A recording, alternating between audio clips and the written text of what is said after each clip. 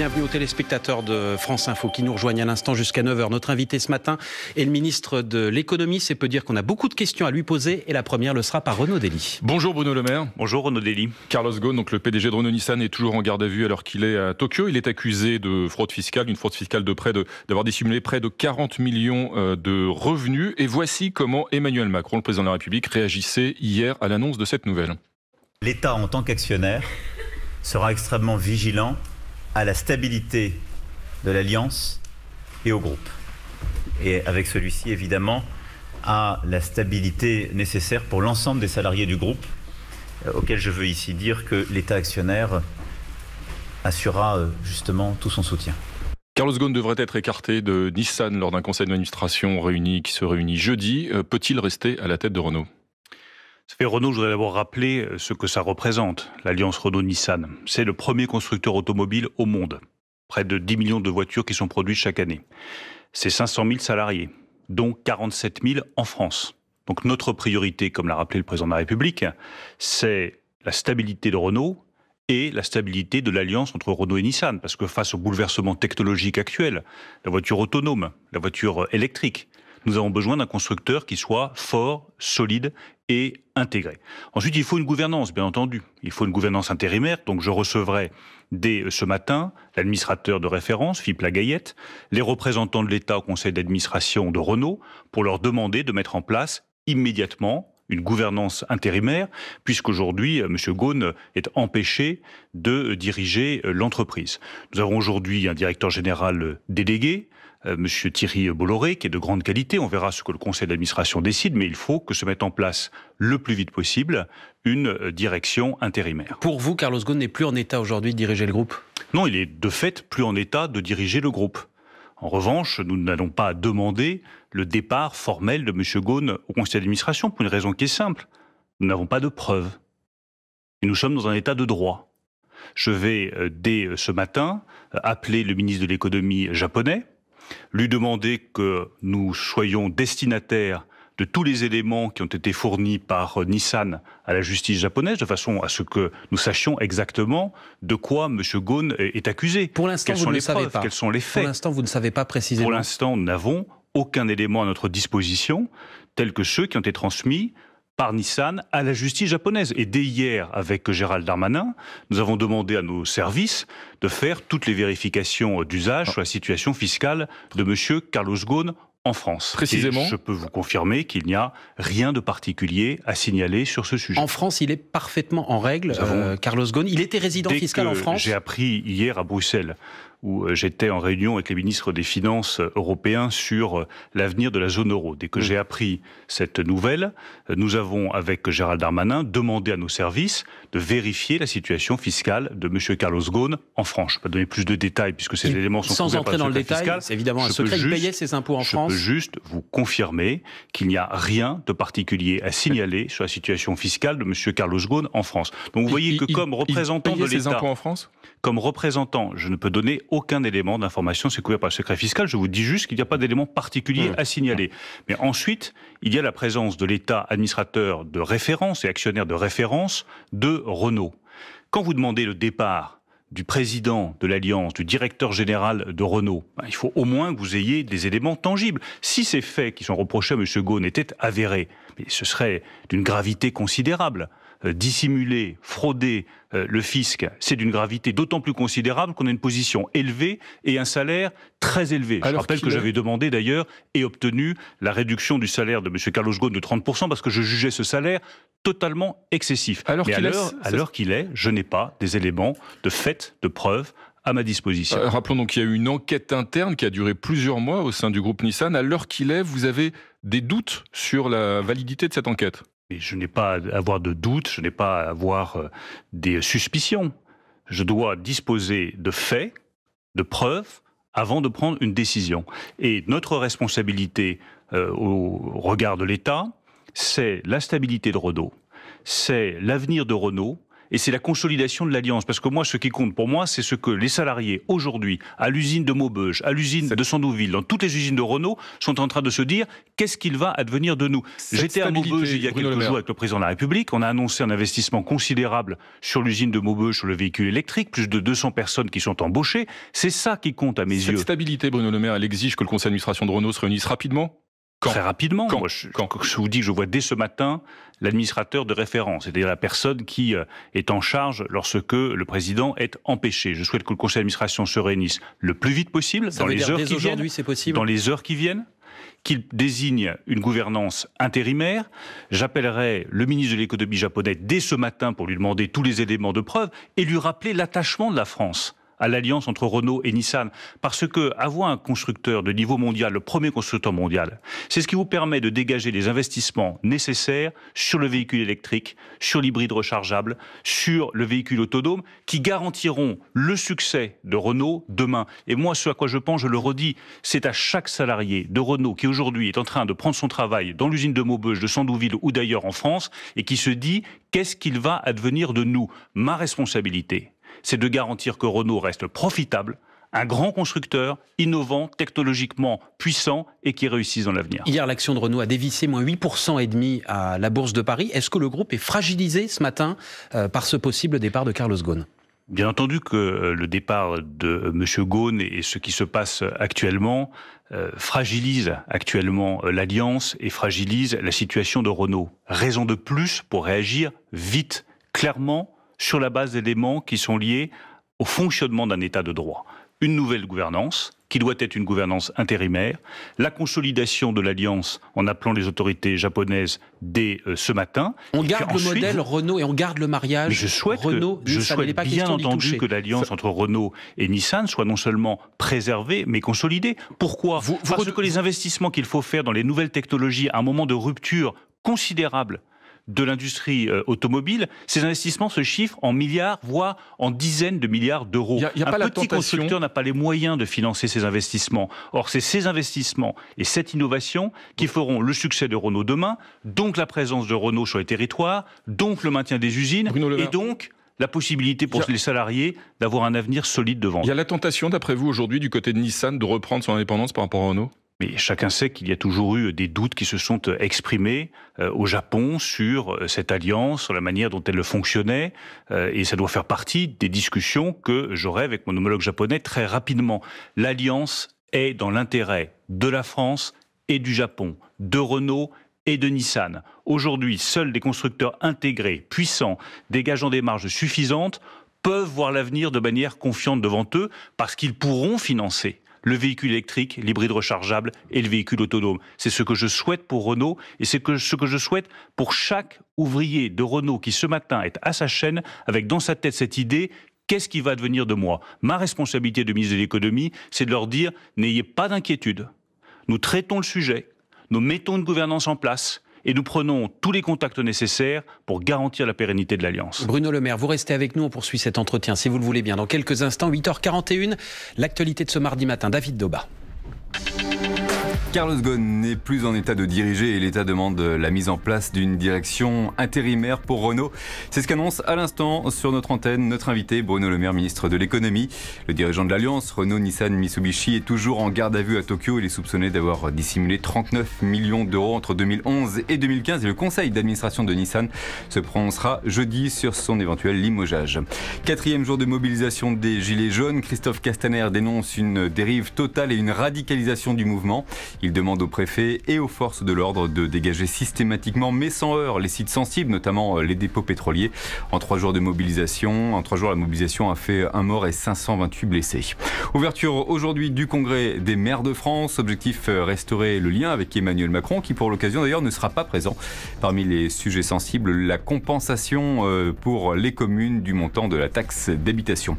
Le Vaucluse est le département français où l'on achète le plus de glyphosate. C'est ce qui ressort du classement des Glyph Awards publiés par l'association Génération Future. À l'inverse, la Lozère, la Corse du Sud et le Cantal ferment la marche. France Info. Bruno Le Maire, le ministre de l'économie et des finances, invité de France Info. Jusqu'à 9h, on va laisser Renaud, si vous voulez bien, monsieur Le Maire, pour s'intéresser à la fronde, au mouvement des Gilets jaunes. Renaud Dely. Parce que ce mouvement, il continue encore ce matin. Il y a encore ce matin, dans différents endroits en France, des blocages qui persistent. Votre collègue, le ministre de l'Intérieur, Christophe Castaner, était l'invité de nos confrères de France 2 et il dénonce une dérive de ce mouvement. On voit bien qu'on a une dérive totale d'une manifestation qui, pour l'essentiel, était bon enfant samedi, et d'ailleurs que nous avons laissé se dérouler le mieux possible en mobilisant énormément de forces de l'ordre pour les protéger, les manifestants. Et pourtant, vous avez vu qu'il y a un très très grand nombre de blessés. Et aujourd'hui, on voit qu'on a une radicalisation avec des revendications qui ne sont plus cohérentes et qui vont dans tous les sens, et dont on sent bien que la volonté, c'est de bloquer. Donc il est temps que ça cesse, c'est ça que vous êtes venu vous dire. Vous leur dites quoi, Gilets jaunes, rentrez chez vous ?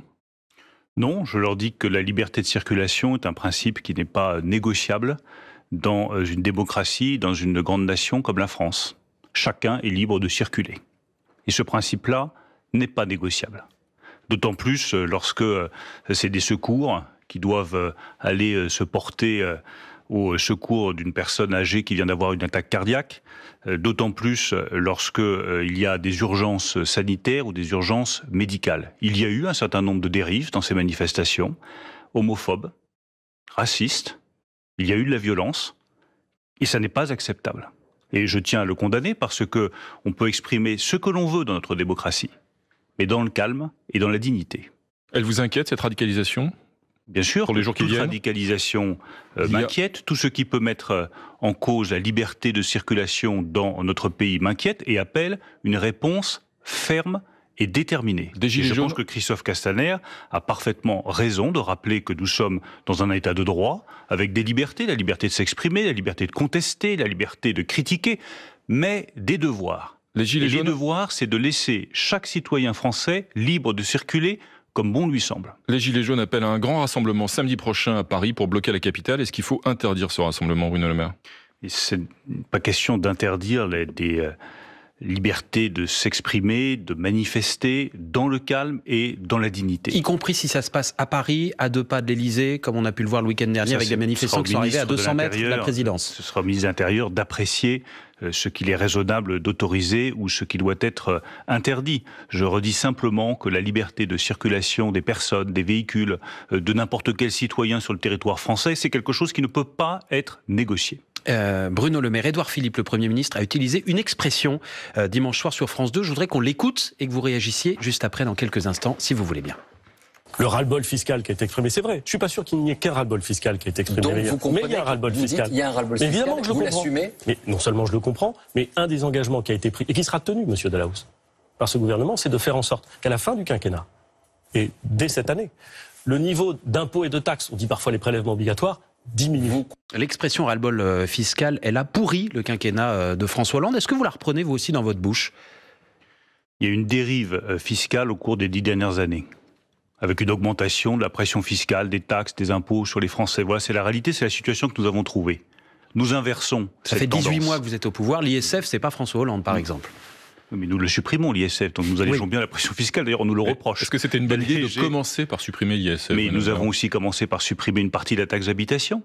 Nous avons commencé par supprimer les cotisations assurance maladie, assurance chômage pour des millions de salariés qui ont vu au 1er novembre que leur revenu net augmentait. Donc il y a eu depuis 10 ans une aggravation de la dérive fiscale en France. Du coup, une aggravation de la dette. Et également une aggravation, une détérioration sur le front de la dépense publique. Nous inversons avec le président de la République cette tendance pour la première fois en réduisant les taxes et les impôts, 1 point d'ici la fin du quinquennat, en réduisant la dette, 5 points d'ici la fin du quinquennat, et en réduisant la dépense publique, 3 points d'ici la fin du quinquennat, avec déjà des premiers résultats, puisque nous respectons nos obligations européennes pour la première fois, et que nous sommes sortis de la procédure pour déficit public excessif. Bruno Le Maire, qu'il y a des catégories de Français aujourd'hui qui n'ont pas bénéficié de ces mesures, qui souffrent. Je pense par exemple à certains retraités, à certains automobilistes, aux fumeurs qui ont eu parfois toutes les augmentations possibles, celle de la CSG, celle des cigarettes et celle des carburants. Que vous. Est-ce qu'il y a aujourd'hui des angles morts dans votre politique ? Il y a une déchirure territoriale en France, nous le savons. Ça fait des années que je sillonne le pays comme ministre de l'Agriculture, comme candidat à la primaire, comme ministre de l'Économie. Cette déchirure, c'est pas que je la comprends, c'est que je la sens dans chacun de mes déplacements. La désespérance de millions de Français, je la ressens au plus profond de moi-même. Je l'écoute, je l'entends. J'étais, il y a quelques jours, à Sarreguemines, j'ai discuté avec un ouvrier chocolatier qui m'a dit « Vous savez, vous êtes tout en haut, monsieur le maire. Il y en a qui sont tout en bas. Nous, on est juste au-dessus. On a peur d'une chose, c'est de tomber. » Il y a des millions de Français qui ont peur de tomber. Je vois ça tous les jours. Mais la bonne réponse... Depuis 18 mois, elle s'est aggravée, la bonne réponse, Renaud Dely, ça n'est pas de dire que nous allons rendre 1 centime ici, 2 centimes là, sur le prix du carburant, alors qu'on voit bien que lorsque le prix du pétrole baisse, tout d'un coup, c'est 10 centimes en moins, et que c'est ça qui est véritablement le facteur déterminant. Alors, c'est quoi la réponse à cette politique, France ? c'est de l'emploi pour tous.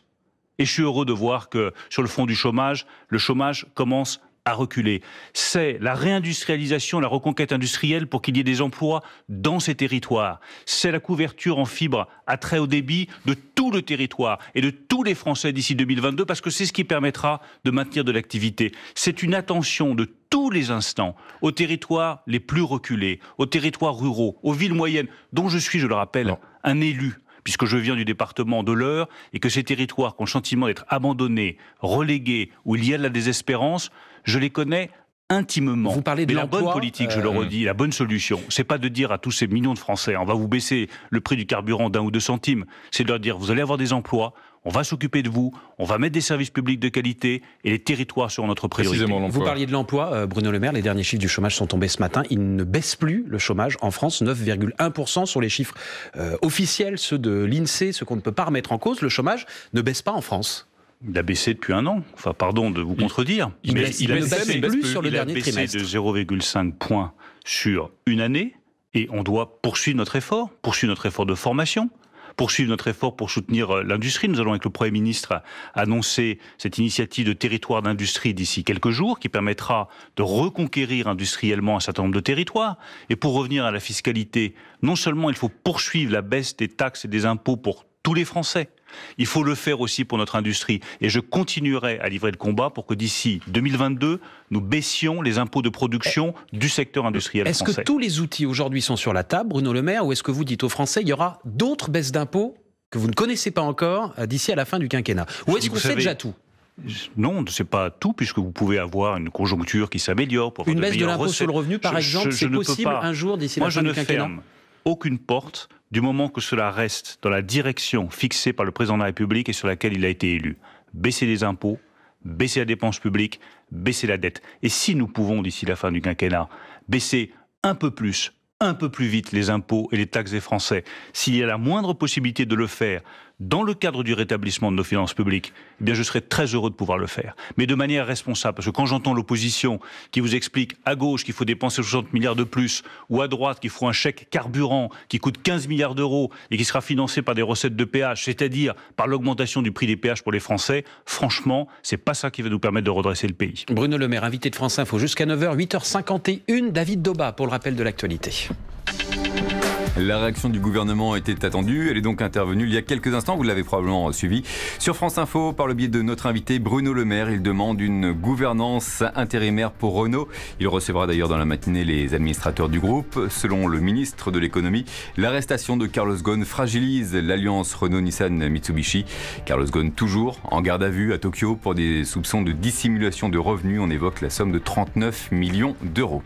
Les Gilets jaunes poursuivent leurs opérations de blocage ce matin. Le dépôt de carburant de Cournon d'Auvergne dans la périphérie de Clermont-Ferrand est bloqué. À Caen, les forces de l'ordre ont fait usage de gaz lacrymogène pour évacuer le barrage à l'origine de la fermeture d'une partie du périphérique. Les agences Pôle emploi au ralenti aujourd'hui. 7 syndicats sur 9 appellent les salariés à débrayer. Ils dénoncent les 800 suppressions de postes supplémentaires annoncées fin octobre par le ministère du Travail. Par ailleurs, les infirmières également appelées à manifester. 16 organisations dénoncent le mépris du gouvernement, accusé d'avoir cédé au lobby des médecins après la présentation du plan santé. Enfin, les Français privés d'une demi-finale en Ligue des Nations. Les Pays-Bas ont arraché un nul de partout hier soir face à l'Allemagne. Et les Pays-Bas qui rejoindront dans le dernier carré en juin prochain le Portugal, l'Angleterre et la Suisse. Le ministre de l'économie et des finances, Bruno Le Maire, est l'invité de France Info pour quelques minutes encore. Renaud Dely. Il y a des voix dans la majorité qui commencent à s'exprimer pour demander un peu plus de dialogue avec les Gilets jaunes, de faire un geste. La députée Brigitte Bourguignon, par exemple. Est-ce qu'il y a encore un dialogue qui peut reprendre et est-ce qu'il y a des propositions sur lesquelles vous travaillez pour essayer d'apaiser la colère de ces Français sur la question du pouvoir d'achat? Mais le dialogue, il est toujours bon. Et donc si... Aujourd'hui, il est rompu. Toujours dialoguer, il faut savoir qui représente. Aujourd'hui, je ne vois pas de représentation des Gilets jaunes en tant que telle. Moi, je ne crois pas aux gestes. Je crois à la constance d'une politique et à l'obstination à obtenir des résultats pour les Français. Le geste, qu'est-ce que ce serait? Ce serait de redonner 1 centime ici, 2 centimes là. Vous pensez que ça va satisfaire les Français qui aujourd'hui sont inquiets, sont en colère, qui manifestent? Nous avons fait un choix stratégique qui est la transition énergétique. Nous avons, et le Premier ministre l'a annoncé, notamment augmenté fortement la prime à la conversion, 4 000 € pour accélérer cette transition énergétique. On peut toujours accompagner mieux. Et si on peut accompagner mieux, regardons comment est-ce qu'on peut accompagner mieux cette transition énergétique. Mais en gardant la cohérence de notre politique, qui est de réussir la transition énergétique. Bruno Le Maire, on vous a entendu. En termes de dialogue, vous dites qu'il faut que le dialogue existe. Laurent Berger, par exemple, il a fait une proposition très concrète, une grande conférence avec les syndicats, le gouvernement, les associations pour marier transition écologique et justice sociale. Et le Premier ministre lui a dit non. Enfin, le Premier ministre a eu raison de rappeler qu'aujourd'hui, tous les Français qui sont désespérés, dont je vous ai parlé parce que cette colère, je la ressens. Et cette désespérance, je la ressens.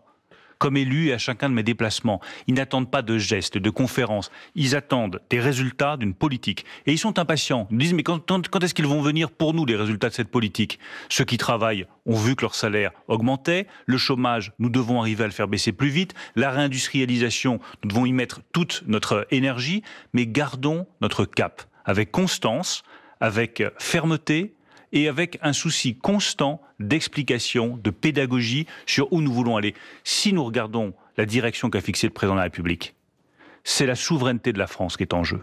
Être libre par rapport au pétrole qui nous pénalise, être libre par rapport à la dette qui aujourd'hui plombe nos comptes publics et nous oblige à augmenter les impôts, être libre par rapport à la croissance mondiale pour avoir une croissance qui crée des emplois en France. L'enjeu stratégique, c'est redonner à la France sa souveraineté économique et sa liberté. Bruno Le Maire, vous avez lancé le processus de privatisation de plusieurs grandes entreprises françaises, parmi lesquelles la Française des Jeux ou encore Aéroports de Paris. Est-ce que vous n'êtes pas aujourd'hui en train de refaire la même erreur qu'a été celle de la droite il y a quelques années, au moment où on a privatisé les autoroutes et on s'en mord les doigts aujourd'hui? Il y a eu des erreurs, je l'ai reconnu pendant tout le débat parlementaire. Et la première erreur qui a été faite, c'est de ne pas prévoir une clause de revue régulière des tarifs. Donc, moyennant quoi, on se prend aujourd'hui des augmentations de tarifs autoroutiers qui posent problème.